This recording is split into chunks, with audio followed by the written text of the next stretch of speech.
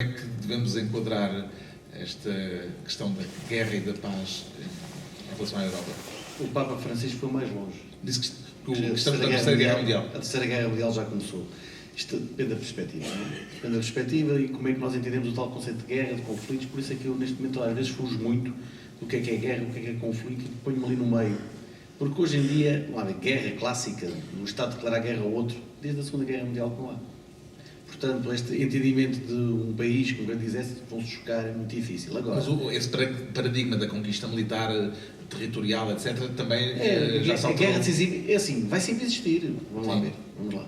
Vai sempre existir. Por exemplo, podemos cair nisso rapidamente. Ainda há bocado estamos a falar de potências nucleares, não vamos esquecer o que acontece, por exemplo, com a Índia e o Paquistão, que são potências nucleares, o que é um Irão nuclear, o que é uma Coreia do Norte, governada, como nós sabemos, nuclear. Portanto, estamos a falar de potências que têm capacidade para destruir ou destruir fisicamente um outro país. Isto é verdade, isto existe, não é? Existe potencial, existe material, esperamos que não haja intenção. Mas deixe-me falar, então, como estava a pôr a questão relativamente à Europa. A cintura da Europa, o que está à nossa volta, é de facto um arco do caos que começa no norte do Congo e termina ali na zona do Paquistão.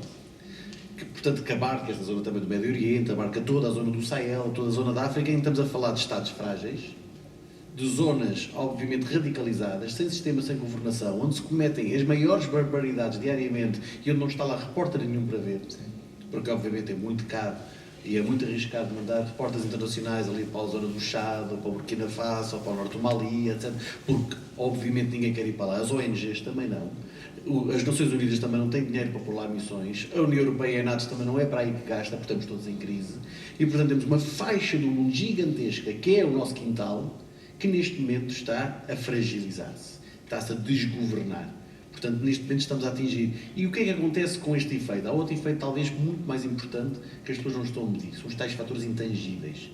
É que dentro dos Estados europeus e dos Estados limítrofos estamos a assistir a uma certa desagregação social em volta de algum desapego. A anomia social que nos falava Erik Durkheim, por aí fora. Estamos a assistir a gerações de pessoas que já não sentem identidade com a nação, não sentem identidade com o espaço onde vivem, começam a não sentir identidade com o Estado como ele está organizado, há muito desemprego, há poucos objetivos, e as ideias extremas, foi isso que há bocadinho falou, surgem naturalmente.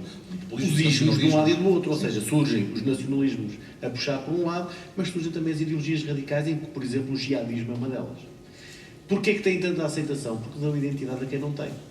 Para quem vive no norte da Nigéria, que é um Estado falhado, o norte da Nigéria, não estou a falar da Nigéria como um todo, mas o norte da Nigéria é uma zona, obviamente, neste momento em que não se aconselha viver.